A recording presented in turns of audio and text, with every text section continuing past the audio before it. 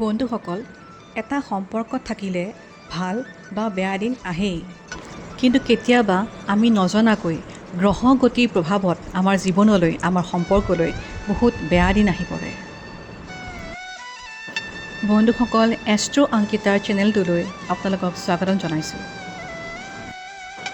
আৰু আজি মই ক'ব ওলাইছোঁ আহিবলগীয়া অক্টোবৰ মাহত বুধ গ্ৰহৰ ৰাশি পৰিৱৰ্তনৰ ফলত হ'বলগীয়া কিছুমান ৰাশিৰ জীৱন পৰিৱৰ্তনৰ কথা। বন্ধুসকল, আহিবলগীয়া অক্টোবৰ মাহত বিশেষকৈ 3টা ৰাশিৰ জীৱন সলনি হোৱাৰ 95% চান্সেছ আছে। সেই ৰাশিকেইটা কি কোৱাৰ আগতে মই ক'ব বিচাৰিছোঁ যে আপোনালোকৰ মনত যদি কোনোবা আছে বা কাৰোবাক যদি ভাল পাই আছে, প্লিজ অলপ ধৈৰ্য ধৰিব, অলপমান কুল আৰু কাম হৈ ডিচিশ্যন ল'ব।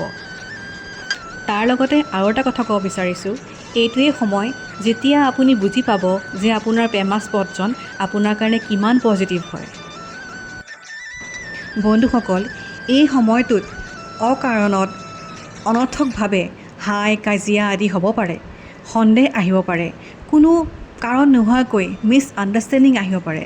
কিন্তু মই এটাই ৰিকুৱেষ্ট কৰিম, আপোনালোকে যেন ধৈৰ্য ধৰে আৰু এই সময়টো পাৰ হোৱালৈ অকণমান কুল আৰু কাম হৈ থাকে আৰু ইজনে সিজনক বুজিব চেষ্টা কৰে।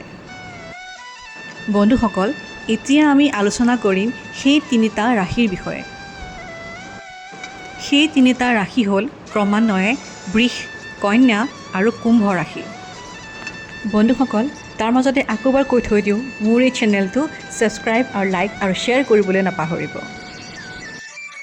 বন্ধুসকল, আজিলৈ মই ইমানতে এৰিছোঁ, কিন্তু অহাবাৰ এই 3টা ৰাশিৰ ওপৰত কি প্ৰভাৱ পৰিব ভালকৈ জনাবলৈ নিশ্চয় আহিম। ধন্যবাদ।